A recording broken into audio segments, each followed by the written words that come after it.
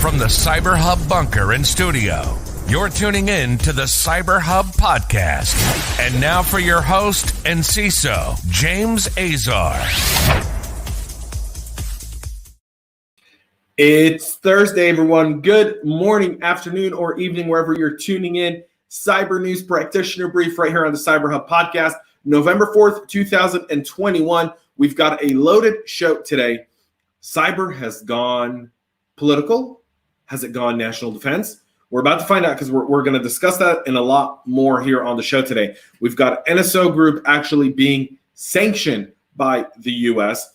Facebook shuts down facial recognition. We'll talk about that as well. A Trojan Source Bug can impact any written code in the software supply chain. A famous Twitter hacker gets charged, and a remote code execution flaw patch that's out there for all of you. So don't go anywhere. We're live on Facebook, LinkedIn, YouTube, Twitter, and Twitch. Please make sure to subscribe and smash that subscribe button. Don't just subscribe, smash it. Give us a 5-star rating at it as well. Let's get to some of your comments. Good morning to Matt Lee. Good morning to Anthony. Good morning to David B. Good morning to Brent. Happy morning to everyone from Jonathan. I got to figure out who this is, so I apologize. Good morning to LinkedIn user. Way to make me crave some coffee. Yes, I've got some really good one right here. Matt's joining us from beautiful Canada. Christophe is with us. Tune in later today, 1 p.m. Myself, Christophe, Renee Small, CISO Thursday. You don't want to miss it. It's going to be epic. Good morning to Eddie from Big D, Dallas, Texas. Justin, good morning from beautiful Nashville, Tennessee. Good morning to this is Bob Henderson. So good morning to Bob, and thank you for being in the clubhouse room this morning, Bob. I hope you enjoyed the conversation. All right, folks. Before we do that, though, shout out to KnowBe4 for their support of the show. I'm really grateful for it. And now, how many of you guys crave coffee? I know Matt Lee's kind of like a Red Bull guy. I know he is. I'm a espresso guy. I enjoy a Red Bull, but I love my double espressos. Again, guys, let me teach you a little something this morning, all right? I'm feeling good. Baby's sleeping like 4 hours now, so I'm able to get about 3.5, 4 hours of straight sleep. I'm very excited about that. I've never appreciated sleep. The foam. Foam really does matter in a good espresso. If you order an espresso from a coffee shop and it does not have foam, and you go, man, this is disgusting, and you've got to add like 4 sugars to make it drinkable, it's because they're not using the right beans for the espresso. Just an FYI. Foam is what maketh an espresso. Coffee cup cheers, folks. Good morning to Paul from beautiful, amazing Colorado Springs, home of my base when I was in the service, Fort Carson. All right. Good morning to Ian, and also Muscle Milk from Anthony. Here we go, folks. Let's get into today's show. The U.S. sanctions the NSO Group and 3 other for spyware and exploit sales. This is one of the first times that the U.S. has really gone after this. The U.S. sanctioned 4 companies that are located in Israel, Russia, and Singapore for the development of spyware or the sale of hacking tools used by state-sponsored hacking groups. Israeli companies NSO Group, and Kindiro are being sanctioned for creating and selling spyware used to target journalists and activists. Positive Technologies in Russia and Computer Security Initiative Consultancy, PTE Ltd. in Singapore are being sanctioned for the trafficking of hacking tools and exploits. The Commerce Department's Bureau of Industry and Security is adding the 4 companies to the entity list tomorrow, November 4th, that is today, preventing the export, re-export, or transfer of the sanctioned company's products or services. Israeli spyware companies NSO Group and Kindiro have been added to the entity list for supplying software used to spy on government officials, journalists, and activists. Specifically, according to the ruling from the Department of Commerce, they say that investigative information has shown that the Israeli companies NSO Group and Kindiro developed and supplied spyware to foreign governments that used this tool to maliciously target government officials, journalists, business people, activists, academics, and embassy workers. Positive Technology and Computer Security Initiative Consultancy have been added to for the trafficking of hacking tools and exploits used by state-sponsored groups to gain unauthorized access to corporate networks worldwide. So this is kind of the offensive cybersecurity side. it's pretty important here, folks. So there's a few aspects to this that we ought to look at as an industry. Now, we're not talking about practitioners. We're all in security as an industry. We have to look at this and we have to say, what does this mean? So what the Department of Commerce is essentially saying is NSO Group and Kindiro, who developed offensive cyber weapons that they also sell to the US government, are actually responsible for how their customer uses that tool. Now, if that only applied to social media platforms, right? The double-edged sword here is that you want to hold these companies accountable, put them on and sanction them, meaning you're essentially killing their business almost. And you're doing it because they sold tools that foreign governments used it to maliciously target government officials, journalists, business people, activists, academics, and embassy workers.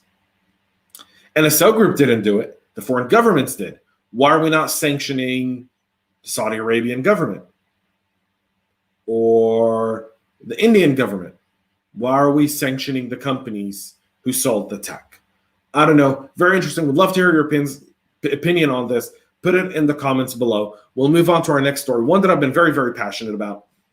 Facebook is shutting down their facial recognition system and deleting billions of records. This is a huge win for privacy experts. This also goes to the idea that biometrics should never be stored on the cloud. Not ever, ever. Biometrics should have no business being on anyone's cloud. They should be device-based only.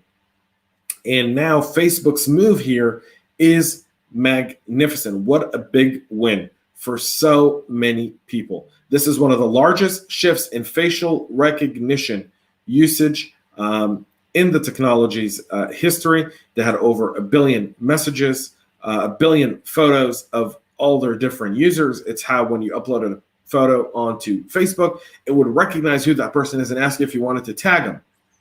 So Facebook discontinuing of the program comes in the wake of sustained privacy and ethical concern raised by the use of facial recognition that it could be abused to target marginalized communities, further racial bias, and normalize intrusive surveillance, leading to government bans across a number of cities in the U.S. like Boston, San Francisco, New Orleans, Minneapolis. Illinois has some of the strictest biometric laws in the country. Amazon announced that it would indefinitely extend a memorandum on law enforcement use of its facial recognition systems as well.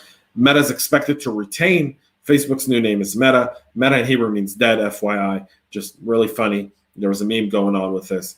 But Meta is also expected to keep deepfakes, which is the algorithm that does this.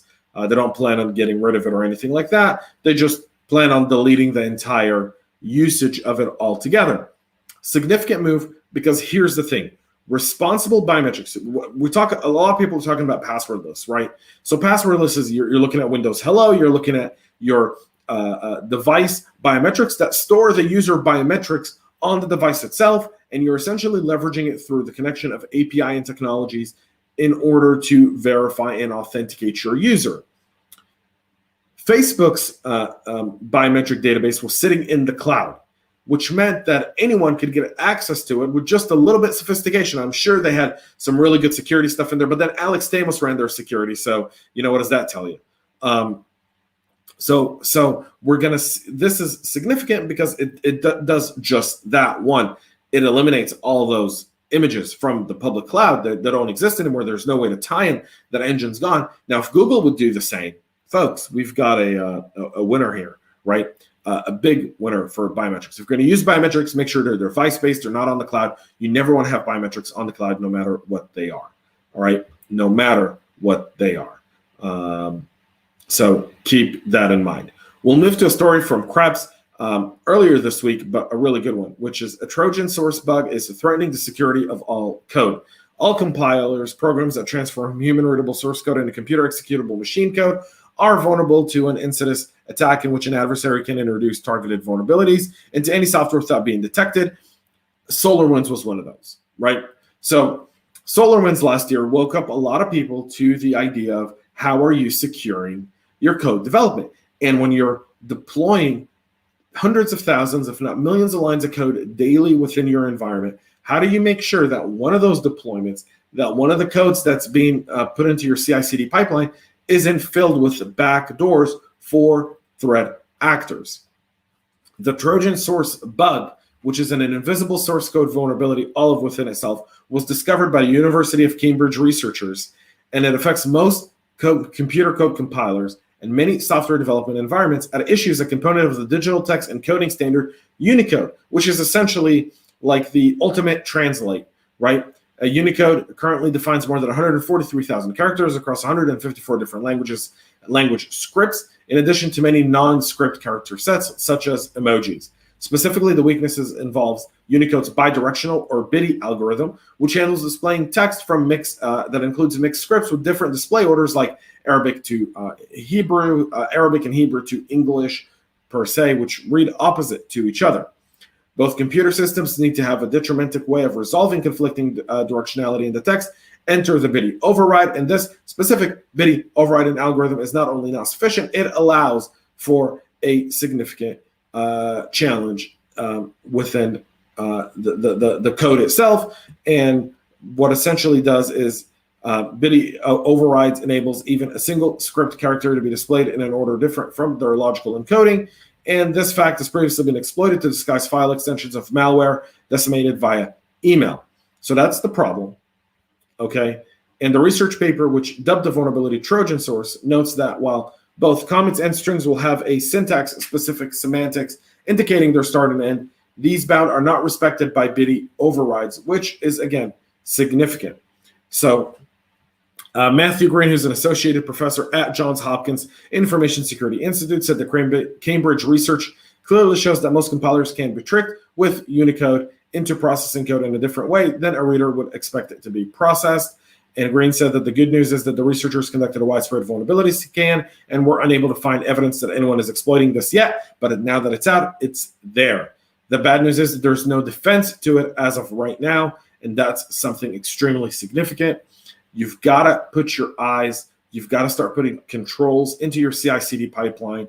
You've got to start addressing your code at the root cause and not at a later stage. This is so important, and this story just highlights just that. Read this story from Krebs. All the stories are linked in the show notes. You can see them on YouTube, right here, wherever you're watching us on social media, or if you're listening on your favorite podcast listening platform, just go to the show notes. You'll see them right there as well. Guys, remember that Twitter hack where someone hacked President Obama and Elon Musk, and they posted kind of like, give us $1,000 in crypto, we'll give you $2,000. Well, the Twitter hacker has been charged with theft of $784,000 in crypto via SIM swaps. So the U.S. Department of Justice has indicted the suspected Twitter hacker known as Plug Walk Joe for also stealing $784,000 worth of cryptocurrency. This indictment was unsealed today in the Southern District of New York. The DOJ claims that Joseph O'Connor, a.k.a. Plug Walk Joe, and co-conspirators used SIM swaps to gain access to accounts for a Manhattan-based cryptocurrency company. Using this access, the alleged hacker stole $784,000 worth of Bitcoin Cash, Litecoin, Ethereum, and Bitcoin from wallets managed by the company on behalf of the clients. The suspect is charged under this new indictment with conspiracy to commit computer hacking, conspiracy to commit wire fraud, aggravated identity theft, and conspiracy to commit money laundering. O'Connor was previously indicted for his alleged involvement in the massive July 2020 Twitter hack that also allowed threat actors to hijack accounts and promote cryptocurrency scams that stole nearly $120,000 worth of Bitcoins. So, seems like a pretty smart guy. Cyber pays pretty well, man. You could have made 120 grand working and doing it on the good side. Makes you rethink crime. So, with that being said, we'll move on to our final story today, a remote code execution flaw that's been patched in Linux Kernel TIPC module. The bug was spotted within a year of introduction to the code base. Again, another thing impacting. So Linux kernel, very, very important. The transparent inter-process communication module has been designated to facilitate inter-cluster communication across Ethernet or UDP connection and is capable of service addressing tracking, managing communication between nodes, and a lot more. The protocol is implemented in the kernel module package with major Linux distros. On Thursday, Sentinel-1 researcher said that the code QL has been used recently in bug hunting investigations on open source projects. Code QL is a semantic code analysis engine that allows users to query code as if it were data. And it was only this tool that allowed the team to find a severe bug in the TIPC module project. According to researchers, the heap overflow vulnerability was uncovered that could be exploited either locally or remotely to gain kernel-level privileges, allowing an attacker to not just compromise a single service, but the entire system itself, and possibly, once there, move laterally within a network. Sentinel-1 found a feature introduced in September of 2020 as part of the TIPC module roadmap. A new message user type called MSG_crypto was the source of the issue. While the module correctly validated message and header sizes against packet length received, there is a lack of validation for the keylin member of the MSG_crypto message and for the size of the key algorithmic names. That means that an attacker can create a packet with a small body size to allocate heap memory and then use an arbitrary side in the keyline attributes to write outside the bounds. According to researchers, this vulnerability can be exploited both locally and remotely. The security flaw impacts kernel version 5.10, and Sentinel-1 reported the flaw to kernel.org team on October 19th. A patch was finalized by the module maintainers by October 21st and released on lore.kernel.org 4 days later. The fix has now been added to the mainline repository, released on the 29th of October under version 5.15, so make sure you get that done. Folks, that's it for our practitioner brief. Let's get to some of your comments here. We've got Rob with us from Rhode Island. That's awesome. Christoph goes back to say foam is a requirement. NSA is a casualty of their own loose business practices. I disagree with you there, Matt. Disagree, buddy. Great to debate that point, though. I don't know that that's loose business practice, or if it's just we sell to governments, we have a contract, and you want to hope that these governments who aren't being sanctioned by anyone else use the technology responsibly. That's a whole other thing. If they go after, Paul says, if they go after countries, it may cause political issues and may seem as an attack. If they go after the companies, it is a sideways way to stop the actions they want. Not really, because you don't think that NSO Group can just take that technology, say, all right, we're out of business, and relaunch tomorrow, calling themselves NSW Group. They could, and there's nothing they could do about it, and they can go back and sell, and by the time the government wakes up, tools have already been sold, right? So, I mean, there's ways to override these sanctions. And if someone really wants to do it, then they can get it done. So I don't know that this is the result. The better way was to do it was through diplomacy, through the State Department, about responsible use of this said technology, and not in this manner. That's my personal opinion. I'm not saying I'm right, but that's my argument. You can take it or leave it. Folks, that's it for us here today. Tomorrow, I'll have a Tech Corner episode. I'm also releasing a CISO talk tomorrow, so please go check that out. Like I said earlier this week in a post I did on LinkedIn, I'm moving CISO talk to 15 episodes, so I'm releasing 3 more episodes, and then we'll be done for the year. And then after that, we'll be coming back in end of January of next year with 15 episodes that'll be released week after week. The concept is going to change a little bit on CISO Talk. It's going to be a little bit more technical, but it'll be all related to security practitioners. So keep that in mind. Until then, have a great rest of your day. Enjoy your Thursday. Most importantly, folks, patch and stay cyber safe. Cheers. We love feedback, so make sure to connect with us on social media and subscribe to our podcast on your favorite podcast listening platform.